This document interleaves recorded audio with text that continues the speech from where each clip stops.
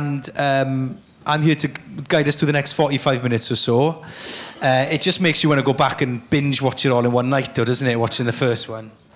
Well, we've got to wait till Friday, but what we've got coming up now, we've got three of the brains behind the whole thing are going to chat to us about what it was like putting it together, giving us some insight about how it was made, why they made the choices they did. And also there'll be a chance for some audience questions at the end. So I know some of you are here from the industry, so that's cool. So if you want to ask about camera lenses or location or whatever you guys ask about, that's grand. And I know there's some fans of the show here as well. So if you want to ask, you know, who was the easiest actor to work with, or whatever your questions are, that's also cool. But we'll get to that in a bit. So without further ado, let me introduce you to Jamie Campbell, Lauren Evans, and Midge Ferguson. So come up onto the stage.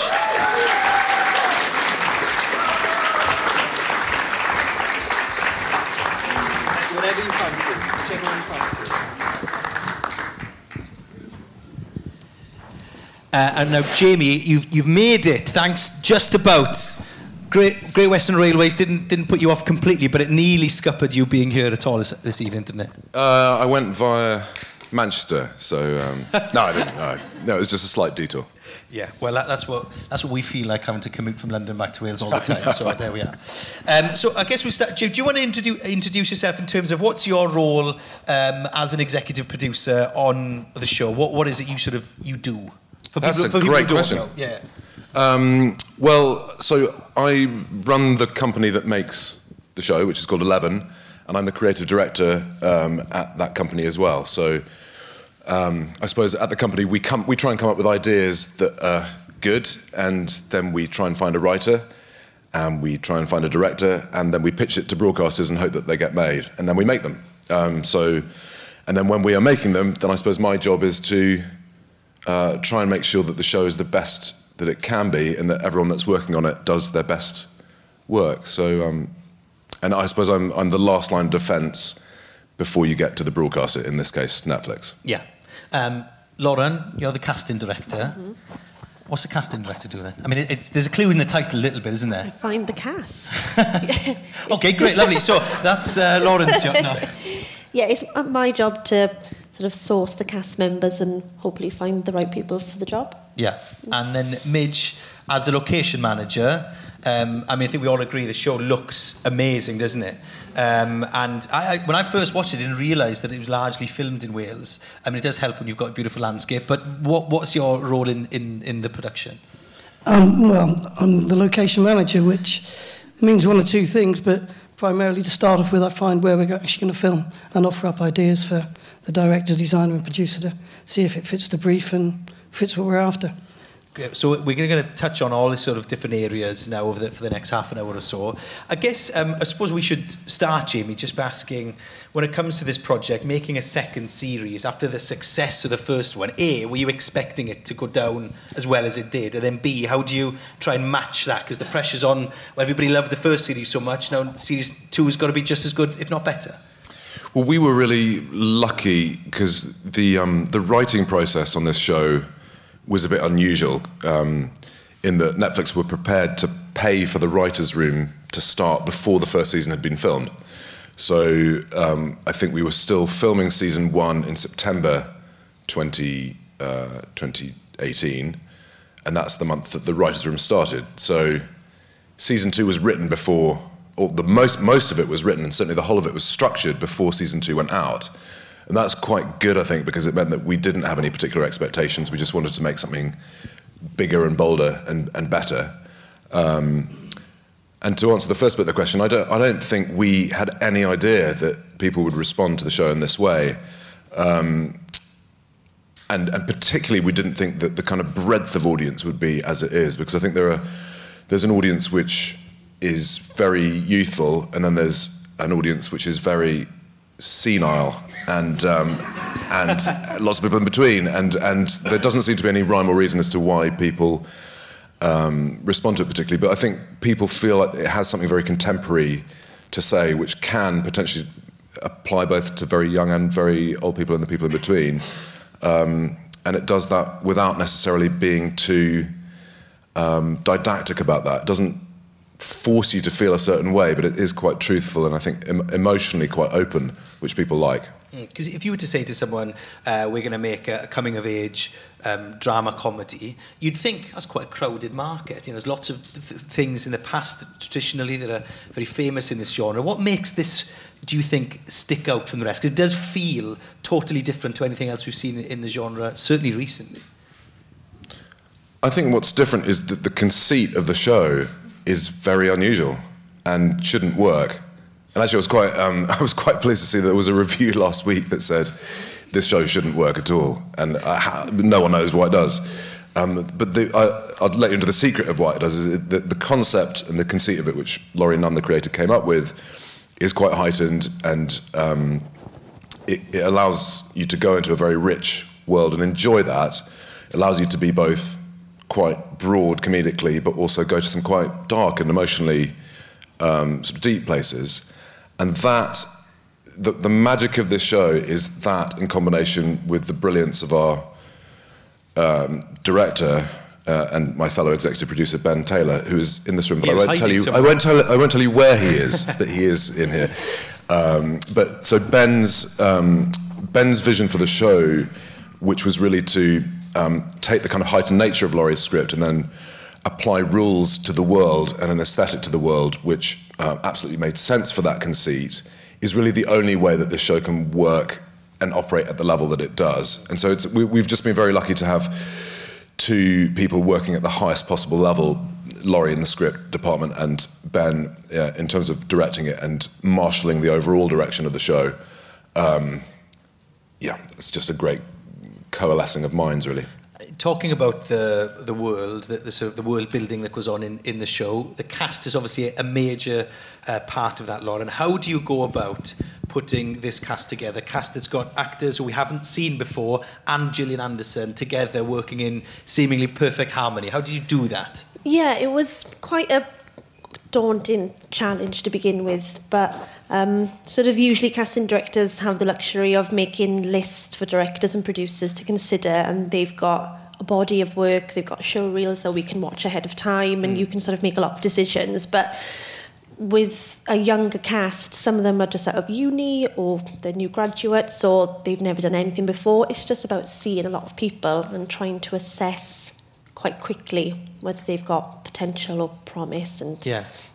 And practically, is that watching show reels online? Is it going to uni performances? Is it, if there's any actors out there, tonight, maybe what should they be doing to get your attention? It's everything. It's about thinking outside the box. So you're not just looking at actors who have representation. It's going to national youth theatres. It's going to youth clubs. We were looking at swimming clubs for specifically Jackson's role, rugby clubs. So we try to look everywhere because you never know what gems you're going to find. And things like, obviously, it's a brilliantly diverse cast, isn't it, from all sorts of backgrounds. How important was that when you were looking at sort of filling the roster up? Hugely important. From Netflix, Laurie, 11, Ben, to find a very eclectic ensemble that was hugely representative, so everyone felt that they could see themselves on screen. Hugely important. And I suppose the clues in the title of the show, isn't it, Sex Education, and the first scene of series 2 obviously is quite something, isn't it? It's fair to say. Absolutely. And there are a couple of scenes in series 1 as well that how early on in the conversation with an actor is you, by the way, there's this one scene. I've had some of the most embarrassing phone calls of my life since working on this show, and the Googling I've had to do. Not safe for work, I imagine. I didn't know what bukkake was. What the hell is bukkake? I said, God, I hope that my computer's never taken in by anyone. That's not a sentence I don't think has ever been heard in a BAFTA screening ever before. But I think it's fair to say. You've got to check that these actors, especially they're young guys, and I have to have that conversation, make sure that we're very transparent from the beginning. It's got sexual content. These are young people. And especially in this climate, just to make sure that everyone feels that they're armed with the knowledge of what this show's about, how we're going to shoot it, what is required for each character, so that they can make an informed decision before they came in. So everyone had the script. And every agent was told very specifically about the show and what our intentions were and how we were going to shoot it. And I've read that you had an intimacy specialist on set, right? Yes, an intimacy coordinator. Right. So just brought on board to, like you have a stunt coordinator, choreographer, it's exactly the same premise. So all these scenes of a sexual nature are broken down and everyone is sort of, it's just choreographed almost, isn't it? And everyone talks through what they're comfortable with, what they aren't, and everyone has a voice, and then she's there to oversee it all, which is hugely important. Because it is amazing to think that even as recently as 5 years ago, I would say the majority, over 90% of productions would really have no parameters to work with in a sort of, as Lauren says, in a sort of fight scene, you would have very clear parameters. Yeah. You work it out, and because you don't want to stab the other person in the eye. And in physically intimate scenes, you wouldn't. You just sort of cross your fingers and go for it, and hope that everyone was okay. And that's good. People on the whole have good intentions, but you want to make sure that people feel safe and are safe, and also know what the parameters are, so that they can do their best work within guidelines that are agreed, I suppose. Because it is an important part of the show as well, isn't it? Because it is a part of the growing up of the characters. Also, an important part of the show, of course, are the locations. Now, Midge, we were chatting earlier, and you said to me that your job is to basically go out and get lost.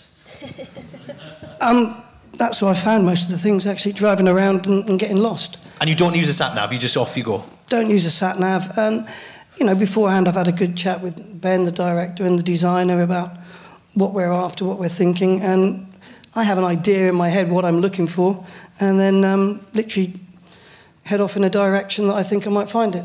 I have good days and I have bad days. Well, you have plenty of good days for this show, to be fair. It's a stunning location. And some of the people who let the crew into their houses, their homes, are here tonight. So that, which is great. Some of those places are unbelievable. If they were on Airbnb, they'd make an absolute fortune, wouldn't they, renting those out? And is what the show looked like what you imagined it in the first place, Jamie? Or when Midge came to you with some of these suggestions, was it different, or was it sort of what you were expecting? Well, actually, Ben and I, in September 2018, 2017, I guess it was, were looking for where we were going to shoot this. And there were only certain places in the whole of Great Britain where there was a school that was big enough, a school-type building that was big enough for what we needed and was also functional enough and near crew. And so generally maybe only 3 or 4 in the entire country that were options. And so we went round just looking at the sort of those locations and the buildings and then what we could find in the nearby areas. And we knew that Killian was a really strong option. And actually Killian we saw first. But it was when we came to see Midge, and Midge took us around in his car and showed us just some things, maybe 10 to 20 to 30 miles away from Killian, that we started to get really excited about what that tapestry of locations would look like. And the thing that I think we were really struck by in terms of Midge's approach was, I think, often for good reason, location managers will take you to the stuff that they know, because they want to show off the good stuff that they already know. And they might go a little bit further than that, might go outside the radius that they usually look at. I think we felt that, and I think it's true, that Midge went quite a long way, maybe because he didn't have the sat-nav, he just got lost, would go quite a long way beyond what he had to. And so he was showing us stuff that we were just getting blown away by. Simmons Yap being a great example of that, but a lot of places even closer to the city that were just really unusual, and challenged us to think about what the aesthetic of the show was going to be.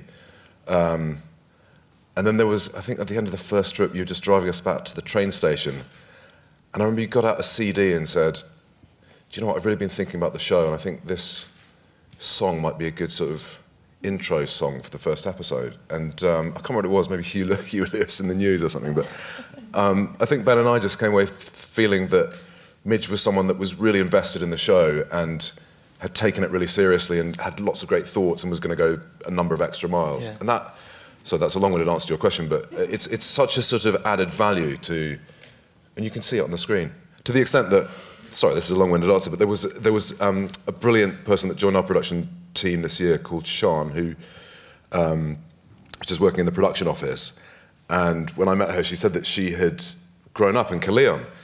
And I said, okay, well, did you see season 1? She said, yeah, I really loved it. And I said, well, it must have been such a thrill for you to look at places that you'd grown up around and to recognise that. And she said, to be honest, I didn't recognise any of it at all. And she said it was only when I got to episode 7 and a mate of mine who I'd gone to school with was an extra in it that I realised that it might have been filmed around here, and then I worked it out. But that's quite a weird and unusual thing to have a show that's based in such a specific place but not to be totally recognisable. And that's great work from Midge. Midge, when you're looking for places, what is it obviously in your head? Obviously you need something to look like what's on paper, but what are the other considerations when you're getting lost in your car and you're trying to find somewhere? What are the things you're already thinking about? Because some of the spots you've got, like I wrote down Tintern Railway Bridge, was on the first series, amazing. Margam Park, you film at. Some brilliant places you've found. So what are you looking for? I think for the first series, I was fortunate enough to grow up in Monmouth, which is 25 miles up the road. And countless times I've driven up and down the Wye Valley. And 2 years ago when I met Ben and Jamie for the first time, and Ben and I talked about the kind of the films that he liked and the kind of images that the kind of things he'd want to see in the show. And it wasn't just about specific locations, but it was kind of iconic things that visually would look great. And I was just driving around, and I'd driven past that bridge in Tintern countless times, and I just thought that would be good. And ironically, the wonderful house in Symonds Yat that we use as the exterior of Otis and Jean's, I'd drunk in the pub beneath that countless times as a teenager and never seen the chalet above it. And it was only when I was on the other side of the hill that I saw it and thought, that is not what we've actually after, but it would work. And you take a couple of photos, and I remember sending a photo to Ben on my phone and just said, I found it. And because you just kind of, you spend a long time driving around and going, does that work? Is it interesting? Does it say anything about the character? And you just, after a while, you just get to know what works and why it works. Okay, I've then got to sell the idea to everybody else. But I think after a short while, a lot of the times I was finding things, and straight away, from the conversations I'd had with Ben and with Sam, the designer, and things like that, that I knew they would work. Obviously, I've kind of turned down a lot of locations myself before I've even offered up ones. Rather than offering up 20 options, I've offered up 3 or 4. So I've already filtered out what I don't think is particularly strong. So you go with a specific guide rather than a shopping list of here are 15, 20 places you could look at. You work it out yourself and then say, what about these?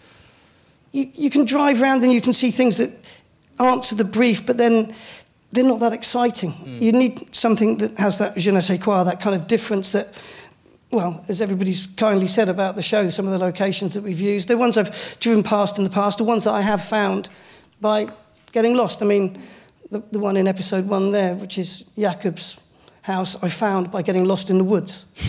And, and so I've got an idea what I'm looking for, but sometimes you can get that muddled that you then are driving past things that would work. And so it's just, I don't know, it's just, you kind of get an idea of what you're after in the area you're in, and you think, it's down this road, I'm going to find it, it's down here. Yeah, there's an amazing scene, or a sequence of scenes in a later episode where some of the characters go into a forest. And I remember we scouted that, and Midge showed us around, and we were sort of looking at various bits of it, and Midge said, oh, well, come over here, come and have a look at this. And we walked about 3 or 4 minutes around the corner. He said, there's a cave down here that I used to spend sort of days in, when I was... So what did this guy do when he was younger? But that's a TV series in following Midge around by the sounds of it.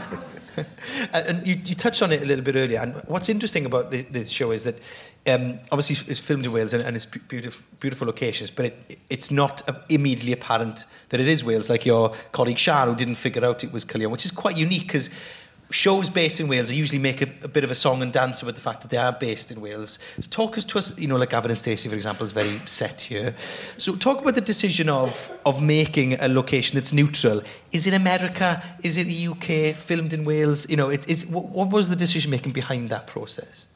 Well, to answer a little bit presumptuously on Ben's behalf, but it's partly the vision that he came to the show with, which was to marry up Laurie's vision for a heightened concept, addressing various themes with various very strong characters, with the knowledge that this show could, and it's quite a sort of bold thing to think, but it was the right thing to do, that it could fit into the kind of sequence of American teen movies and high school TV shows that we grew up with and loved, particularly the John Hughes movies, but TV shows like Freaks and Geeks as well. And you know, that's quite a sort the of excellent American football jackets are exactly out in force, aren't they? Exactly, and there is a sort of an innocence about those shows, and also an aspirational quality to those shows, which you sometimes get in British shows in this genre, but not often. And more often, British shows in this genre sort of fetishize what goes wrong when you're at school, and what a horrible experience it is. And often it is a really horrible experience, and so that's fair enough. But I think one of the things we really wanted to do here was to say that our characters were going to look back at this time of their lives and feel it was the best time of their lives, rather than the time of their lives that they wanted to escape from. And that's really important for the audience, because you want the audience to, we all want to feel like we can enjoy this world as well, and you kind of want to be in it. So yeah, it's a bold way to go, but it was absolutely right. And that has led to this, because it is also, as everyone knows, it's always sunny in Wales. And so... all the time, every time. Yeah. That has led to a sort of aesthetic, which feels a bit more American, because we loved that, and Ben particularly loved those shows, and so there's a nod to that. Yeah. And also because we didn't want to specify exactly where it was. It needed to have an element of its own place, without naming anywhere, without there being sort of familiar, you know, Woolworths or Dixons are not on the sort of corner of the streets. You don't identify in that way. It's just a nice place without a name. Yeah. Yeah. Introducing new characters into Series 2. Lauren, do you ever consider about sort of the personalities you're introducing with actors as well? Because you want them to gel. Because clearly, I think there's an off-screen chemistry with the cast from Series 1 that sort of translates onto screen. So when you're introducing new faces into that, how important is that dynamic when you're considering your choices? It's really important. So we tend to put them through their paces quite a bit, and we get them in to do chemistry reads as well. Because like you say, they've got to gel together on and off screen. Is that so like a blind date sort of thing? Sort of, yeah. You get them in, you're like, oh, so you're meeting this person, blah, blah, blah, and see how they interact on screen. But it's so intense as well, because they all shoot on location in Wales. They've got to get on, they're all in the same apartment block, and so yeah, it's important. Have you ever thought of, has it come up before whereby you've thought this is perfect, person's absolutely perfect for the role, but they haven't quite hit it off with the character that they might be dealing with in the show, and so you had to go in another direction? I think we've been quite lucky that everyone is a total joy and a very good actor, and it's worked out well. Yeah. You know, it's impossible to overstate how difficult Lauren's job is and how much she's nailed it in this show, because it's finding... Lauren has this really rare combination, which is to be... To go the extra mile in order to find people that have never worked on screen before. So a lot of the main group of actors, the younger group of actors, had never stepped on a set before and had never been in front of camera before. And you're always taking a risk when you get someone that's at that level of experience. And from your perspective, was that an intentional decision? Did you ask Lauren to go looking for completely new faces, or did it sort of happen to fall that way? No, we definitely wanted to do that, because there is a real excitement about breaking new people and finding people that no one else has found, and then tessellating that group so that, as Lauren says, there's a chemistry between them, they get on, and that's the risk of that is that at least one person in that group is not going to work out. The extraordinary thing that Lauren pulled off is both that, you know, that the group of the main young actors, I think all of them really. Hopefully you all agree, but they all have reached a sort of extraordinary sort of level of technical performance and really gel as a group. That doesn't usually happen. We've made a few shows, teen shows I suppose, where it's very difficult to make sure that everyone is really hitting their stride at the point where you're starting to work with them. So there's that, and then the other thing that Lauren brings to the table is that she's hugely ambitious in terms of the sort of the more recognisable names. So you're not afraid at all, I think, of saying, well, why don't we go to Gillian Anderson? And then that's really liberating, because you do have to have confidence to say that out loud. Yeah. and what, when you approach Gillian and say it's a brand new show, how does someone like her react? It was a funny one, because actually the agent looks after Gillian and Asa, so I was calling her constantly saying, this is a fantastic show, sex education, you've got to read it. But of course they're the busiest people in the world.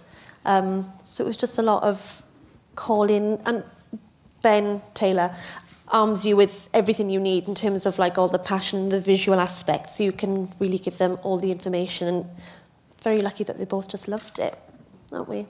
Oh, right, so it's interesting. So it's more than just the script. You're going to them with a real worked-out image of what the show's going to look like and feel like. Definitely, and I think they both went for a sit-down chat with Ben, which really, I think, is what secured them both.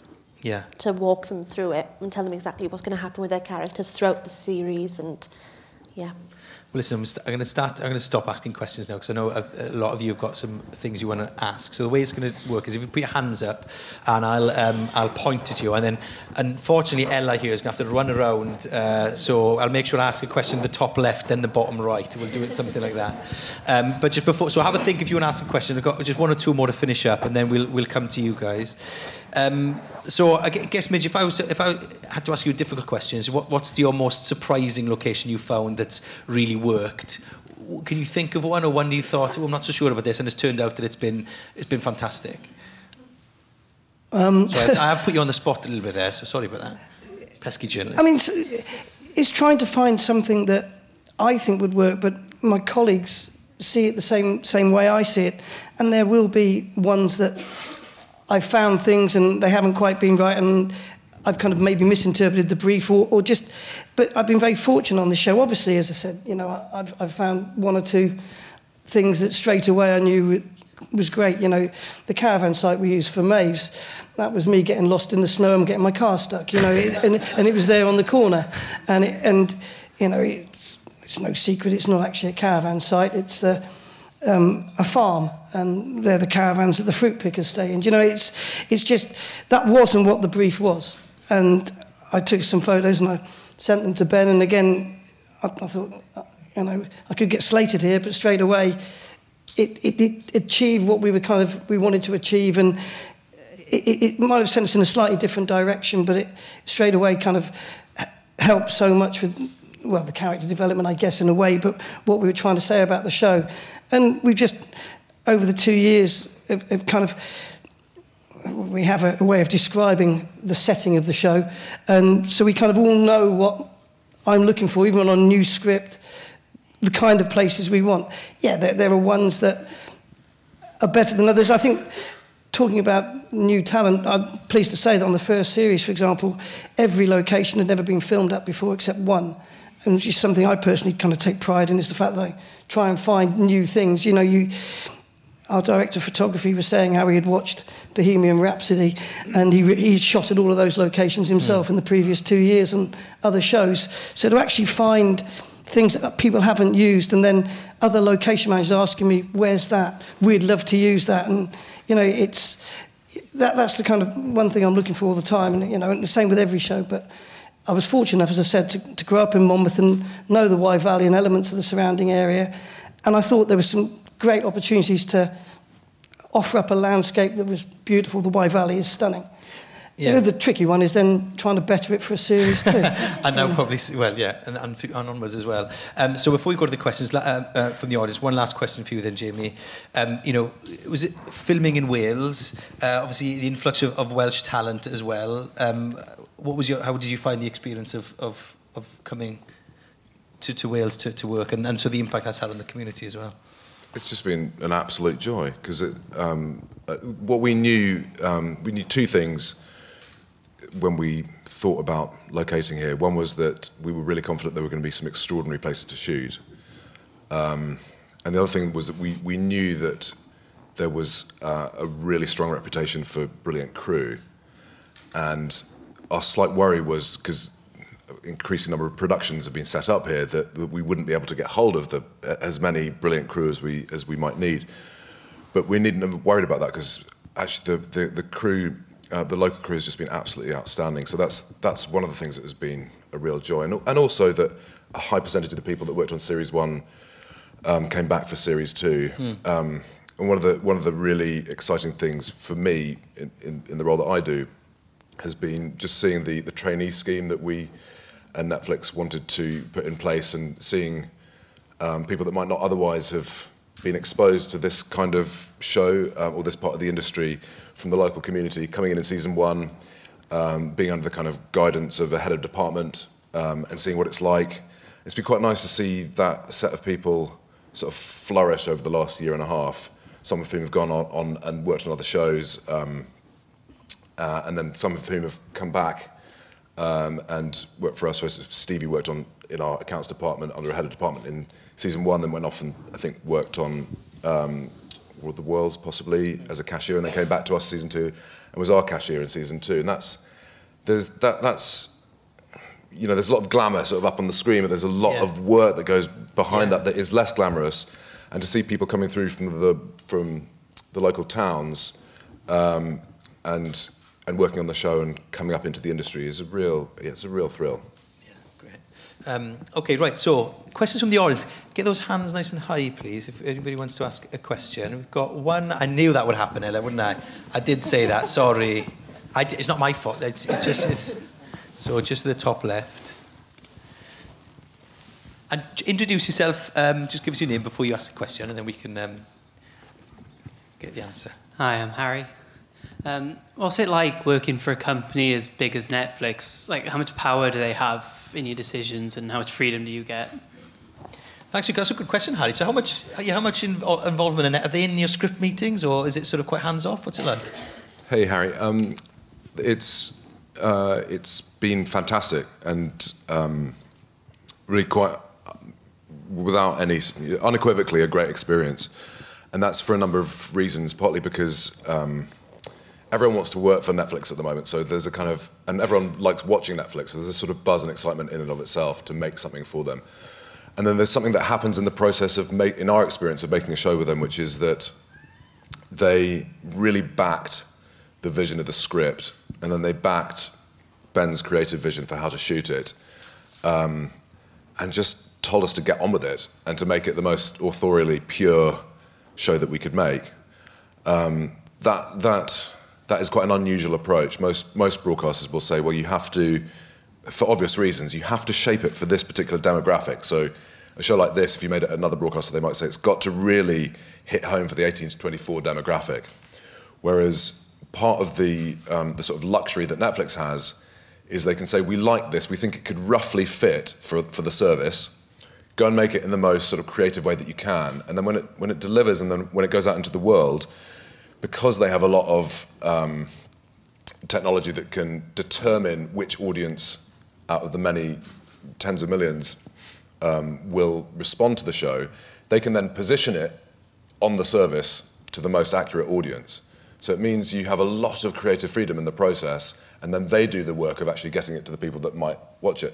So you'll find that, you know, this show, if you subscribe to Netflix, this show might pop up when it comes out on your homepage, but it might not. And that's because they're triangulating whether you might be the right person to watch it or might be predisposed to watch it. And if you're not, then you'll have to work harder to find it further down the service. So all of that means that it's a sort of, as producers of the show, it's a very liberating process. Answer your question, Harry? Yeah, great. Thank you very much. Any other questions for anybody up on the stage? Anything? Right at the back? That's good, Ella. That's close to you, to be fair. That's good. Hello, my name's Luca. I wanted to ask, since there's such a great relationship between the actors, if there was much rehearsal time, if you did any activities amongst the actors to help them gel, and what that process was actually like. Any team bonding activities, like paintballing or anything like that going on? Did they do any? I know that they did a big workshop with the intimacy coordinator quite early on. So all those, it was a good icebreaker. So they got to, I think they all had to watch videos of animals mating.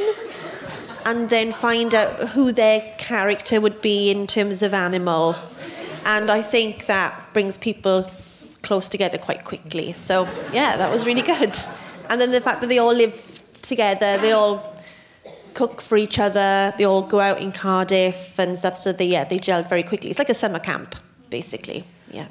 Next time you've got next office meeting, Luca, for team bonding, suggest you watch some animal mating. Yeah, snails is supposed to be a good one. Snails is supposed to look really cool. But yes, the answer is that there was rehearsal time. So yeah, and particularly with newer actors, that's a really important aspect of it. And as Lawrence talked about, those chemistry reads, and also having the opportunity just to develop before you get onto set is critical. So we've probably got time for one or two more, and then probably wrap it up. Down here, thank you. Sorry, Ella. I can just shout. No, sorry, give us 2 seconds, it's fine. You'll be straining your vocal cords now if you shout. But also, just quickly, to pick up quickly on what Luca had theirs to say, you don't want to over-rehearse the actors either, right? Because it's got to be natural in a show like this. So that's quite a fine balance to strike, I imagine. You definitely don't want to under-rehearse them. Yeah. So yes, it's a fine balance. Yeah.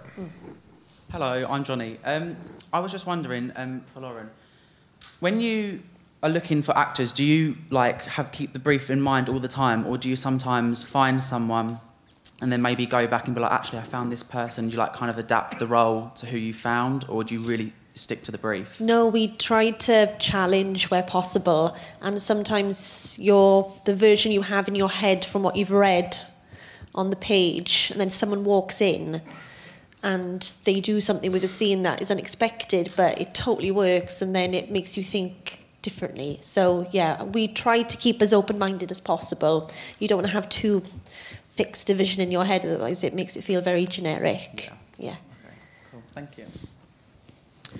Just behind Johnny there as well. Hi, I'm Carolina. Just to follow up on casting Gillian Anderson, because obviously she's brilliant, but I think even Gillian herself said that she isn't offered comedy very often. So I was just wondering, how did you come to the conclusion of sort of, thinking, oh, she's going to be great? Yeah, I remember we all had a conversation. We'd be going through, I made some lists actually for my initial meeting with Jamie and Ben to try and get the job, of all these women who I thought could play Jean.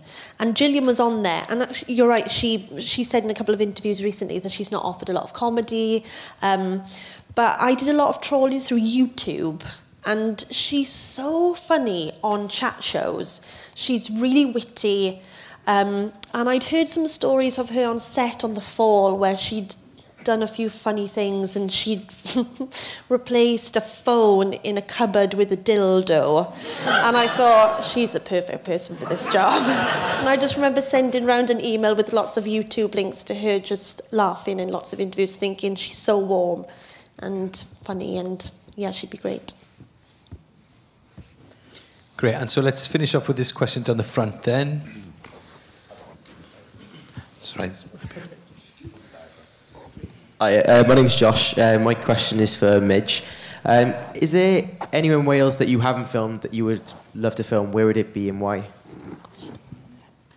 I filmed all over Wales, but not just on this show. A lot of productions, we have a base, and in our case, our base is Caerleon.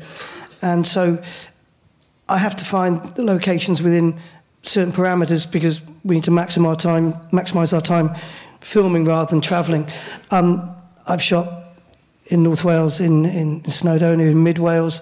I've never been right down west, which I'd love to shoot. I'm sure there's beautiful places in Wales that we could take this show. However, I'm a big fan of the Wye Valley, so where we, as much as we film there, suits me just fine. But you know, there's villages I've looked at for other shows which you just think it would be great to bring a production here, but like Jamie mentioned earlier, you know, one of the attractions for South Wales is there is such a strong crew and facilities base in South Wales now, which has grown over the last 15 years since the BBC bought Doctor Who here and then bought the likes of Casualty here and then the success of Gavin and Stacey. And I mean, that was, again, one of the great things about this show is we've used so many new locations where a lot of the shows end up using the same old locations. And if you're ever down West Bute Street, down the Bay, you know it's had the shit shot out of it. Do you know what I mean? Whereas trying to find somewhere new and somewhere fresh all the time, as well as aesthetically brilliant, is what I'm after. But yeah, Wales is just full of fantastic places. Well, thank you very much, everybody, for your questions. I'll just finish up with this then, Jamie. Obviously, people have seen episode 1. Without, I know you're really adept at not giving any spoilers away, obviously, when you're talking to people. But what have people got to look forward to then for the rest of the series when they get a chance to watch it all on Friday? What's excitement have they got to come? I think one of the things that has been developed in season 2 is a sort of focus on female empowerment and the female characters, and there's without giving away which episode it is, but there is, I think, an extraordinary piece of writing and beautifully directed episode that comes a bit later on, where all the female characters get together and have and quite a lot of the episode is devoted to that, and it's really beautiful and you make your own minds up, but it felt to me when I first read it and first watched it in the rushes that you don't see that enough on TV, and yeah, it's fantastic. But there are lots of, there's lots of, jizz as well, so... yin and yang, isn't it? It's yin and yang. Yeah. Well, listen, thank you very much for coming. Just to let you know, there are drinks and canapes waiting for you just outside. So get stuck into the wine and the canapes. But if you wouldn't mind, it's been really interesting, fascinating to hear you speak. I think the 3 of them have got the most interesting jobs in all of Britain. So if you wouldn't mind giving Jamie, Lauren and Midge a clap.